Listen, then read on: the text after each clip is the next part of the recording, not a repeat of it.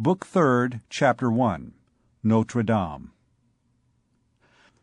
The Church of Notre-Dame de Paris is still no doubt a majestic and sublime edifice.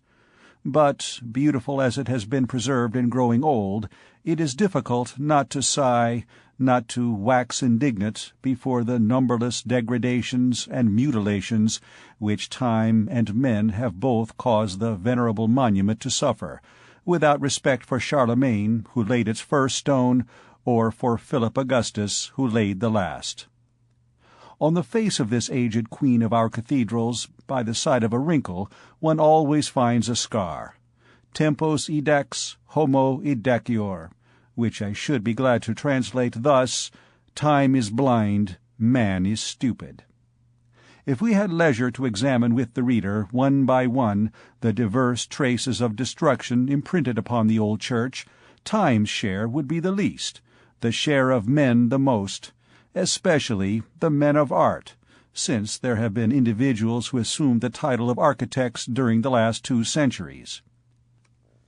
And in the first place, to cite only a few leading examples, there certainly are few finer architectural pages than this façade, where, successively and at once, the 3 portals hollowed out in an arch, the broidered and dentated cordon of the 28 royal niches, the immense central rose window, flanked by its 2 lateral windows, like a priest by his deacon and subdeacon, the frail and lofty gallery of trefoil arcades, which supports a heavy platform above its fine, slender columns, and lastly, the 2 black and massive towers with their slate penthouses, harmonious parts of a magnificent whole, superposed in 5 gigantic stories, develop themselves before the eye in a mass and without confusion, with their innumerable details of statuary, carving, and sculpture, joined powerfully to the tranquil grandeur of the whole. A vast symphony in stone, so to speak, the colossal work of one man and one people, altogether one and complex, like the Iliads and the Romanceros, whose sister it is, prodigious product of the grouping together of all the forces of an epoch, where, upon each stone, one sees the fancy of the workman, disciplined by the genius of the artist, start forth in 100 fashions. A sort of human creation, in a word, powerful and fecund as the divine creation of which it seems to have stolen the double character, variety, eternity. And what we here say of the façade must be said of the entire church. And what we say of the Cathedral Church of Paris must be said of all the churches of Christendom in the Middle Ages. All things are in place in that art, self-created, logical, and well-proportioned. To measure the great toe of the foot is to measure the giant.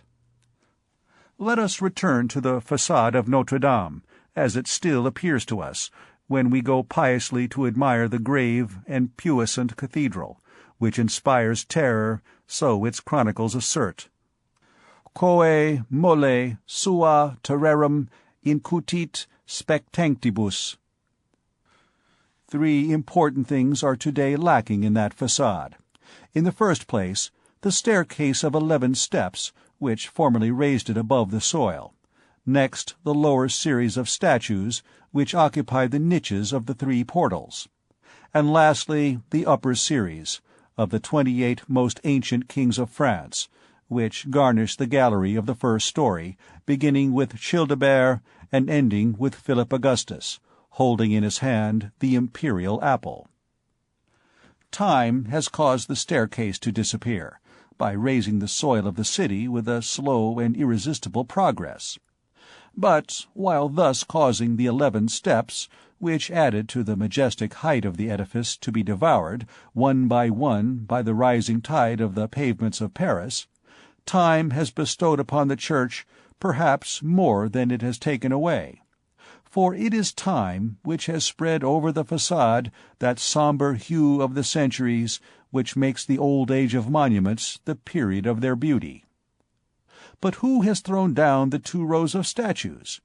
Who has left the niches empty? Who has cut, in the very middle of the central portal, that new and bastard arch? Who has dared to frame therein that commonplace and heavy door of carved wood, à la Louis XV, beside the arabesques of Biscornet? The men, the architects, the artists of our day. And if we enter the interior of the edifice, who has overthrown that colossus of St. Christopher, proverbial for magnitude among statues, as the grand hall of the Palais de Justice was among halls, as the spire of Strasbourg among spires? And those myriads of statues, which peopled all the spaces between the columns of the nave and the choir, kneeling, standing, equestrian, men, women, children, kings, bishops, gendarmes in stone, in marble, in gold, in silver, in copper, in wax even, who has brutally swept them away? It is not time. And who substituted for the ancient Gothic altar, splendidly encumbered with shrines and reliquaries, that heavy marble sarcophagus, with angels' heads and clouds, which seems a specimen pillaged from the Val de Grace or the Invalides? Who stupidly sealed the heavy anachronism of stone in the Carlovingian pavement of Hercandus? Was it not Louis XIV, fulfilling the request of Louis XIII? And who put the cold white panes in the place of those windows high in colour, which caused the astonished eyes of our fathers to hesitate between the rows of the grand portal and the arches of the apse? And what would a sub-chanter of the 16th century say, on beholding the beautiful yellow wash with which our archiepiscopal vandals have besmeared their cathedral? He would remember that it was the colour with which the hangman smeared accursed edifices. He would recall the Hôtel de Petit Bourbon, all smeared thus on account of the constable's treason. "Yellow, after all, of so good a quality," said Sauval, "and so well recommended, that more than a century has not yet caused it to lose its colour." He would think that the sacred place had become infamous, and would flee. And if we ascend the cathedral, without mentioning 1,000 barbarisms of every sort, what has become of that charming little bell-tower which rested upon the point of intersection of the cross-roofs, and which, no less frail and no less bold than its neighbour, also destroyed, the spire of the Sainte-Chapelle, buried itself in the sky, farther forward than the towers, slender, pointed, sonorous, carved in open work? An architect of good taste amputated it, 1787, and considered it sufficient to mask the wound with that large leaden plaster which resembles a pot-cover. 'Tis thus that the marvellous art of the Middle Ages has been treated in nearly every country, especially in France. One can distinguish on its ruins 3 sorts of lesions, all 3 of which cut into it at different depths. First, time, which has insensibly notched its surface here and there, and gnawed it everywhere. Next, political and religious revolution, which, blind and wrathful by nature, have flung themselves tumultuously upon it, torn its rich garment of carving and sculpture, burst its rose windows, broken its necklace of arabesques and tiny figures, torn out its statues, sometimes because of their mitres, sometimes because of their crowns. Lastly, fashions, even more grotesque and foolish, which, since the anarchical and splendid deviations of the Renaissance, have followed each other in the necessary decadence of architecture. Fashions have wrought more harm than revolutions. They have cut to the quick. They have attacked the very bone and framework of art. They have cut, slashed, disorganized, killed the edifice, in form as in the symbol, in its consistency as well as in its beauty. And then they have made it over, a presumption of which neither time nor revolutions at least have been guilty.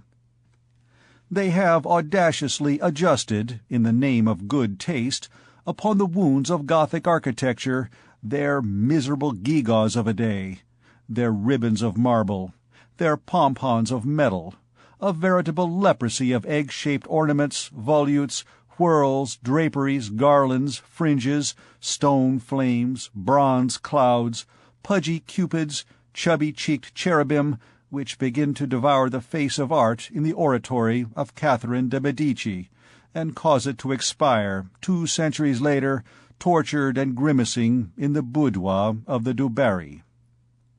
Thus, to sum up the points which we have just indicated, 3 sorts of ravages today disfigure Gothic architecture. Wrinkles and warts on the epidermis, this is the work of time. Deeds of violence, brutalities, contusions, fractures, this is the work of the revolutionaries, from Luther to Mirabeau. Mutilations, amputations, dislocation of the joints, restorations, this is the Greek, Roman, and barbarian work of professors, according to Vitruvius and Vignole. This magnificent art produced by the Vandals has been slain by the academies. The centuries, the revolutions, which at least devastate with impartiality and grandeur, have been joined by a cloud of school architects, licensed, sworn, and bound by oath, defacing with the discernment and choice of bad taste, substituting the chicories of Louis XV for the Gothic lace, for the greater glory of the Parthenon. It is the kick of the ass at the dying lion. It is the old oak crowning itself, and which, to heap the measure full, is stung, bitten, and gnawed by caterpillars. How far it is from the epoch when Robert Sennelier, comparing Notre-Dame de Paris to the famous temple of Diana at Ephesus, so much lauded by the ancient pagans, which Erostatus has immortalized from the Gallic temple, more excellent in length, breadth, height, and structure. Notre-Dame is not, moreover, what can be called a complete, definite, classified monument. It is no longer a Romanesque church, nor is it a Gothic church. This edifice is not a type. Notre-Dame de Paris has not, like the Abbey of Tournus, the grave and massive frame, the large and round vault, the glacial bareness, the majestic simplicity of the edifices which have the rounded arch for their progenitor. It is not, like the Cathedral of Bourges, the magnificent, light, multiform, tufted, bristling, efflorescent product of the pointed arch. Impossible to class it in that ancient family of sombre, mysterious churches, low and crushed, as it were, by the round arch, almost Egyptian, with the exception of the ceiling. All hieroglyphics, all sacerdotal, all symbolical, more loaded in their ornaments, with lozenges and zigzags than with flowers than with animals than with men. The work of the architect less than of the bishop. First transformation of arts, all impressed with theocratic and military discipline, taking root in the Lower Empire, and stopping with the time of William the Conqueror. Impossible to place our cathedral in that other family of lofty aerial churches, rich in painted windows and sculpture, pointed in form, bold in attitude, communal and bourgeois as political symbols, free, capricious, lawless as a work of art. Second transformation of architecture, no longer hieroglyphic, immovable, and sacerdotal, but artistic, progressive, and popular, which begins at the return of the Crusades and ends with Louis IX. Notre-Dame de Paris is not of pure Romanesque, like the first, nor of pure Arabian race, like the second. It is an edifice of the transition period. The Saxon architect completed the erection of the first pillars of the nave when the pointed arch, which dates from the Crusade, arrived and placed itself, as a conqueror, upon the large Romanesque capitals which should support only round arches. The pointed arch, mistress since that time, constructed the rest of the church. Nevertheless, timid and inexperienced at the start, it sweeps out, grows larger, restrains itself, and dares no longer dart upwards in spires and lancet windows, as it did later on in so many marvelous cathedrals. One would say that it were conscious of the vicinity of the heavy Romanesque pillars. However, these edifices of the transition from the Romanesque to the Gothic are no less precious for study than the pure types.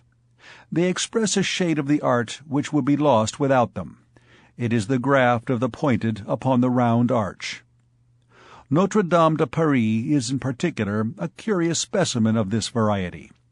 Each face, each stone of the venerable monument, is a page not only of the history of the country, but of the history of science and art as well. Thus, in order to indicate here only the principal details, while the little red door almost attains to the limits of the Gothic delicacy of the 15th century, the pillars of the nave, by their size and weight, go back to the Carlovingian abbey of the Saint-Germain-des-Prés. One would suppose that 6 centuries separated these pillars from that door. There is no one, not even the Hermetics, who does not find in the symbols of the Grand Portal a satisfactory compendium of their science, of which the church of Saint-Jacques de la Boucherie was so complete a hieroglyph. Thus, the Roman abbey, the philosopher's church, the Gothic art, Saxon art, the heavy round pillar which recalls Gregory VII, the Hermetic symbolism, with which Nicolas Flamel played the prelude to Luther, papal unity, schism, Saint-Germain-des-Prés, Saint-Jacques de la Boucherie, all are mingled, combined, amalgamated in Notre-Dame. This central mother church is, among the ancient churches of Paris, a sort of chimera. It has the head of one, the limbs of another, the haunches of another, something of all. We repeat it. These hybrid constructions are not the least interesting for the artist, for the antiquarian, for the historian. They make one feel to what a degree architecture is a primitive thing, by demonstrating, what is also demonstrated by the Cyclopean vestiges, the pyramids of Egypt, the gigantic Hindu pagodas, that the greatest products of architecture are less the works of individuals than of society. Rather the offspring of a nation's effort than the inspired flash of a man of genius, the deposit left by a whole people, the heaps accumulated by centuries, the residue of successive evaporations of human society, in a word, species of formations. Each wave of time contributes its alluvium, each race deposits its layer on the monument, each individual brings his stone. Thus do the beavers, thus do the bees, thus do men. The great symbol of architecture, Babel, is a hive. Great edifices, like great mountains, are the work of centuries. Art often undergoes a transformation while they are pending, pendent opera interrupta. They proceed quietly in accordance with the transformed art. The new art takes the monument where it finds it, incrusts itself there, assimilates it to itself, develops it according to its fancy, and finishes it if it can. The thing is accomplished without trouble, without effort, without reaction, following a natural and tranquil law. It is a graft which shoots up, a sap which circulates, a vegetation which starts forth anew. Certainly there is matter here for many large volumes, and often the universal history of humanity in the successive engrafting of many arts at many levels upon the same monument. The man, the artist, the individual is effaced in these great masses, which lack the name of their author. Human intelligence is there summed up and totalized. Time is the architect, the nation is the builder. Not to consider here anything except the Christian architecture of Europe, that younger sister of the great masonries of the Orient, it appears to the eyes as an immense formation divided into 3 well-defined zones, which are superposed, the one upon the other.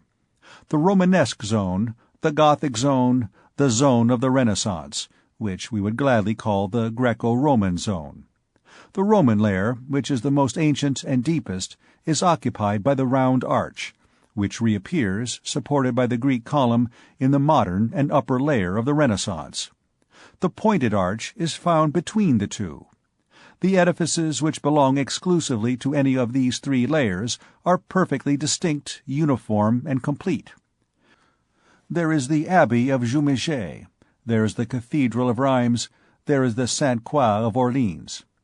But the 3 zones mingle and amalgamate along the edges, like the colors in the solar spectrum. Hence complex monuments, edifices of gradation and transition. One is Roman at the base, Gothic in the middle, Greco-Roman at the top. It is because it was 600 years in building. This variety is rare. The Donjon Keep of d'Etampes is a specimen of it. But monuments of two formations are more frequent. There is Notre-Dame de Paris, a pointed arch edifice, which is embedded by its pillars in that Roman zone in which are plunged the portal of Saint-Denis and the nave of Saint-Germain-des-Prés. There is the charming, half-Gothic chapter house of Beaucherville, where the Roman layer extends halfway up. There is the Cathedral of Rouen, which would be entirely Gothic if it did not bathe the tip of its central spire in the zone of the Renaissance. However, all these shades, all these differences, do not affect the surfaces of edifices only. It is art which has changed its skin. The very constitution of the Christian Church is not attacked by it. There is always the same internal woodwork, the same logical arrangement of parts. Whatever may be the carved and embroidered envelope of a cathedral, one always finds beneath it, in the state of a germ and of a rudiment at the least, the Roman basilica. It is eternally developed upon the soil according to the same law. There are, invariably, two naves, which intersect in a cross, and whose upper portion, rounded into an apse, forms the choir. There are always the side aisles for interior processions, for chapels, a sort of lateral walks or promenades where the principal nave discharges itself through the space between the pillars. That settled, the number of chapels, doors, bell towers, and pinnacles are modified to infinity, according to the fancy of the century, the people, and art. The service of religion once assured and provided for, architecture does what she pleases. Statues, stained glass, rose windows, arabesques, denticulations, capitals, bas-reliefs, she combines all of these imaginings according to the arrangement which best suits her. Hence the prodigious exterior variety of these edifices, at whose foundation dwells so much order and unity. The trunk of a tree is immovable, the foliage is capricious. End of Chapter 1.